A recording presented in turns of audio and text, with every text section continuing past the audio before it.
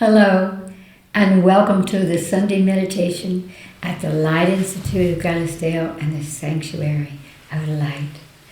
For those of you who are joining us for the first time, we divide our meditation into 3 parts, and we always begin by asking our higher self. Your higher self is the intuitive essence of your soul. It's your own inner voice, your own wisdom. Asking it to take a form, any form. And then we draw that form into our body so that when we sit in meditation, we feel the alignment to our true selves, our cosmic selves. And then I'll make a little om sound so that you can push the button on your apparatus and meditate for as long as you like.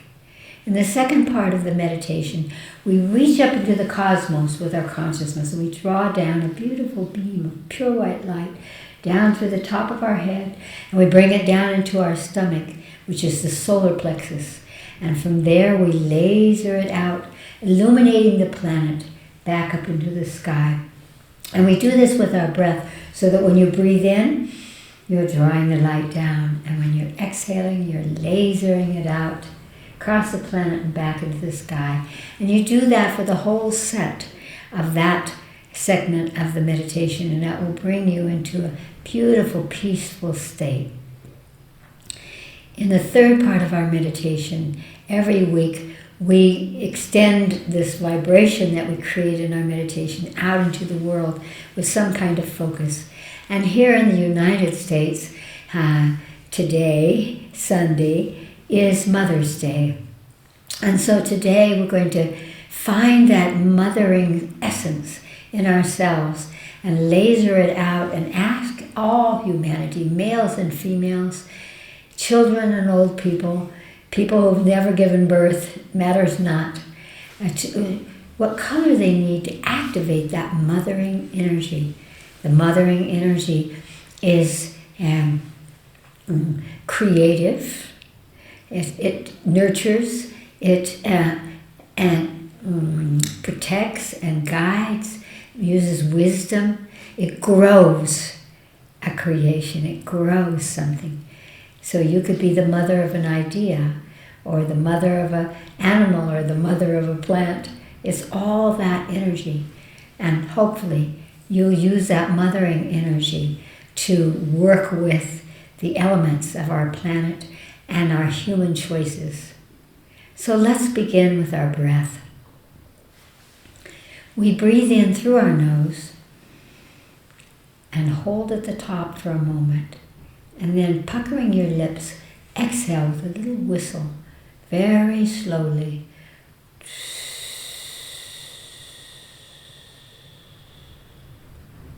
And once again, breathe in through your nose. Hold at the top and exhale slowly. This brings you into a meditative state.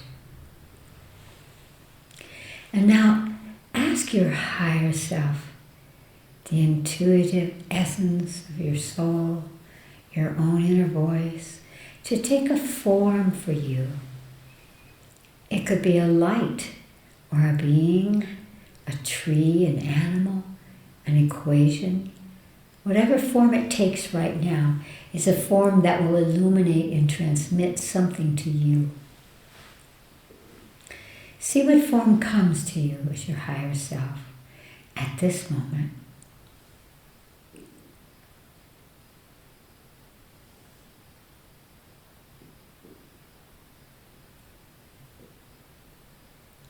And whatever form that is, just feel its energy. It's an energy that belongs to you. And now ask your higher self to touch your body where you hold your sacred divine energy at this moment. It could be anywhere in your body. You might hear the place, or see it, or feel it. Notice, imagine where your higher self touches your body. Focus there. Breathe in and out so that you're amplifying that entrance of your higher self's touch, and then draw your higher self in through that point and sit in meditation as your higher self. Om.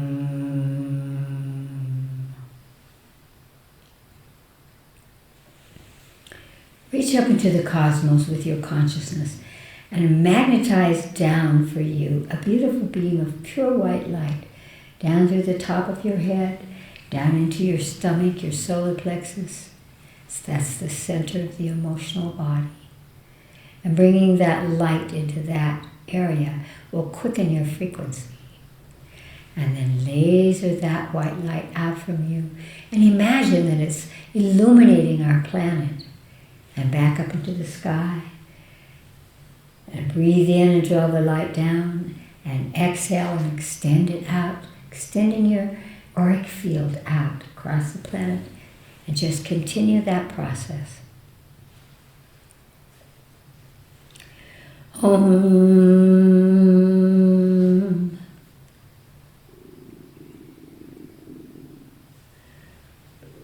Imagine that you could bring all of the 8 billion people onto this planet into one mass of humanity.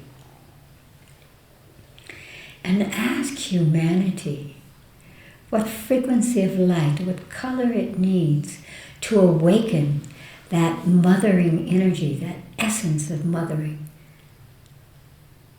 giving form, creative energy, teaching, growing, guiding, loving, inclusive energy.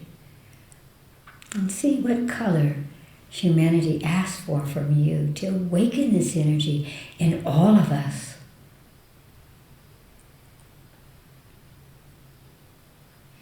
And again, reach up into the cosmos and pull exactly that color, that frequency of light down through the top of your head, down into your plexus solar, your stomach, and laser that beautiful beam of light out to the 8 billion people on the planet.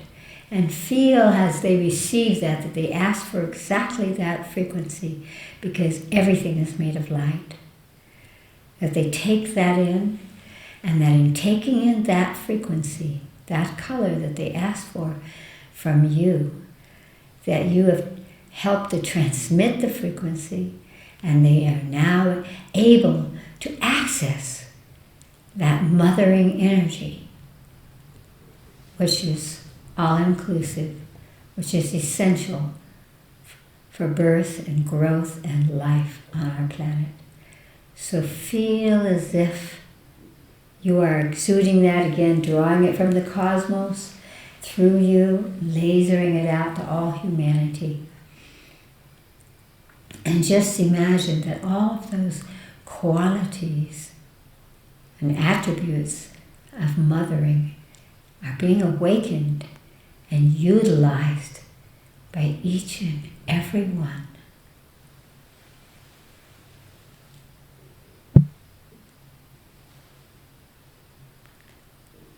Breathe deeply and open your eyes.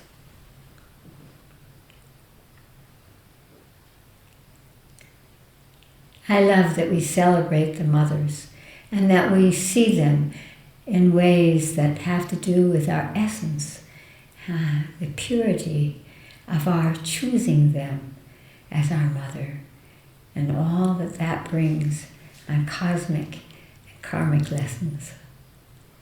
We have a second part to our meditation. It's called Knowings. And every week from around the world, people send in questions that they would like for us to massage or converse in order to sort of uplift ourselves, illuminate these questions that they have, and therefore extend that information or that illumination out to everyone who's participating. Allison will tell us the questions that have come for us this week. Allison? The first question is from Rio de Janeiro, Brazil. Yay, Rio! Reading your work, I understood that success is related to a high vibration. I had the honor of attending a workshop with you in the 1990s, and I saw that you yourself possessed this high vibration. What kind of exercises should we do to achieve success? Please help us. We are millions. My deepest love and gratitude. Oh, thank you, Rio. First of all, we have to focus a little on the idea of success and high vibration, because certainly if you look around, you will see people who are, quote, successful, maybe very wealthy, or very well known, or something like that, but their vibration is not that high. So a high vibration is an integration of our true selves that help us to align our purpose in life, so that it's not what we do that makes us successful, it's the energy that we have. What I know about successful people is that they have a magnetism, and that magnetism attracts, it's an energy that others are attracted to, because we all want more energy, and when we see it in someone else, we want to be with them or like them. But for me, a successful person is not just one who has mastered a place in the outside world, but has mastered a knowing of self. And that's a huge, huge offering in terms of the evolution of the soul. To know thyself, it's been said a billion times through the ages. And it means that, for example, if you're happy, if you honor yourself, as whoever you are, not what you do or how others see you, but how you see yourself, and not in a judging way. Well, I like myself because I have this, or I can do that, but I like myself because I recognize the gift of life and my purpose here, to participate with my best loving energy in a healing and a happy and an energy that gives to the future. So exercises for that kind of success are really about, for example, and we'll do this now, close your eyes, take a deep breath into your body, and ask your higher self to show you an attribute or quality that you brought into this world that's a part of your true self. Again, you might hear the word or have a sense of it, feel it. Just whatever comes to you of a quality that you brought with you. And whatever quality your higher self is showing you right now, just imagine that your higher self is touching your body where you hold that particular attribute. Maybe it's kindness, maybe it's creativity, maybe it's intelligence, maybe it's loving, healing energy.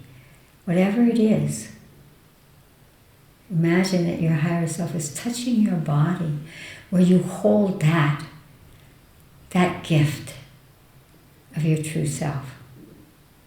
Focus on wherever that touches in your body. And just imagine that as your higher self touches that place, it's opening it so that those qualities are radiating out through the trillions of cells of your body. And now extend that energy out from your body, through your auric field, out into the world. This is who I am. And feel the energy of that, the magnetism of that. That is what brings us into a high frequency. That acceptance and awareness of self, and therefore the capacity to see others, the gifts that they have as well. So breathe deeply and open your eyes. And if you do this, especially when you go to bed at night or when you wake up in the morning, it'll bring you a kind of peacefulness. When we feel peaceful, we feel safe. When we are safe, that is when we open our magnetism. That is when we really move in to this world. Now, in terms of that higher vibration stuff, there's some actual physical aspects that can help that. And the one that I always teach and that I love, that my higher self gave to me, is to open your arms like a child. And even you in Rio, because you're in the southern hemisphere, so it's spinning counterclockwise. But you're going to spin following your right arm. You're going to spin clockwise. Because when you spin clockwise, you're spinning out your energy. So you're making your presence stronger for you. Sending out that energy. And when you spin like centrifugal force, you're spinning out all negativity. You're spinning out all slowness. It quickens your frequency. And we want our frequencies to be high. My higher self also just told me that a simple way is to say to your body, is my frequency high right now? It needs to be above 72 megahertz, by the way, if you're looking at the exact balance for a good, healthy human. And above, 72 megahertz or above. Are my megahertz, or is my energy fast enough right now? And if it is, wonderful. Just own that, feel that, and feel that with that you can be visible into the world. If it gets no, spin around. Use essential oils that bring us electricity, that help to quicken our frequencies. And it's only a matter of consciousness. There's nothing holding you back from having a fast frequency and being successful, because they do dance together. So all you millions in Brazil, there are millions more around the world that also want to have a higher frequency, want to be successful, and to interpret that successfulness in a way that's an integration between the outside world and the inside world. Great love. Allison? The second question is from Peru. Peru. Happy Mother's Day, Chris. I read that you are the mother of 6 children, and I'm sure you can answer this question. I am a public figure with a popular following, but as a father, I have very little acknowledgement from my children about my accomplishments. And they actually appear to be disinterested in my national and global contributions. I've learned to live with this, but will you tell me why our children are often the last to see us for who we are and what we offer to the world? I think this would help parents, both mothers and fathers, around the world. Oh, I love that you bring this question. Indeed. And it's a little cosmic giggle for me, because children, first of all, they've chosen you. So you have karma with them. They have been your parents in other lifetimes. They have been your advocates, and they have been your adversaries, and all around. We travel with those that we call parents or children again and again and again. And so you have a multitudinous repertoire of who am I and who are you with them. It's important to realize that our people close to us, our blood relatives or our close family, choose us because of this karma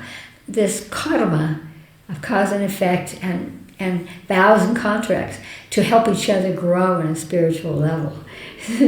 So they are helping you to learn that to honor yourself and your purpose in life has nothing to do with hoping someone outside you will see you. And of course, children grow up with you. They are used to you bossing them around, teaching them. And so at some stage, when it comes to all the beautiful things that you have done in the world, remember that in order for them to evolve and to grow into adults, they have to find their own. They have to find their own place.